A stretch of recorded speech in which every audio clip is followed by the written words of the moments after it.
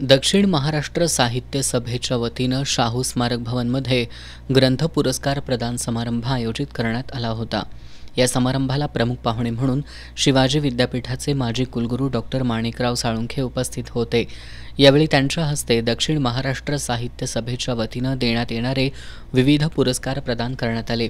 यामध्ये वि.स. खांडेकर पुरस्कार ऐवज एक स्मृतिबंध या पुस्तकासाठी ज्येष्ठ अभिनेते अमोल पालेकर यांना प्रदान करण्यात आला। जनाबाई पुरस्कार हिल्लोळ हरवून आत बाहेरचा या पुस्तकासाठी प्रज्ञा दया पवार यांना देण्यात आला। कोयनामाई हा पुरस्कार अभिनेत्री प्राजक्ता हनमघर यांना, तर सावित्रीमाई पुरस्कार सामाजिक कार्यकर्त्या शुभदा देशमुख यांना देण्यात आला।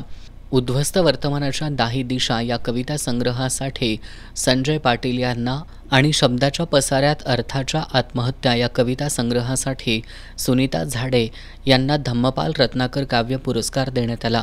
या कार्यक्रमात यासह एकूण 9 जणांना दमसा ग्रंथ पुरस्कार तर 22 जणांना विशेष पुरस्कार प्रदान करण्यात आले। यावेळी बोलताना माजी कुलगुरू डॉक्टर माणिकराव साळुंखे यांनी आधीच्या काळी मध्यम वर्ग कुठल्या ना कुठल्या तरी चळवळीशी जोडला गेला होता। सध्या असं चित्र पाहायला मिळत नसल्याची खंत व्यक्त केली। सध्या स्त्रियांवरील अन्याय अत्याचार वाढतायत। सांस्कृतिक जीवनात स्त्रियांचं महत्त्व कमी मानलं जातंय। अशा अराजकतेच्या काळात सर्वांनी सजग राहून लिखाण करण्याची गरज असल्याचं प्रतिपादन त्यांनी केलं। प्रसिद्ध अभिनेते अमोल पालेकर यांच्याविषयी बोलताना ते एक बंडखोर अभिनेते असल्याचं सांगत दाभोळकर, पानसरे, कलबुर्गी यांच्या हत्येनंतरच्या लढ्यात त्यांची अग्रेसर भूमिका सर्वांसाठी प्रेरणादायी असल्याचं त्यांनी सांगितलं।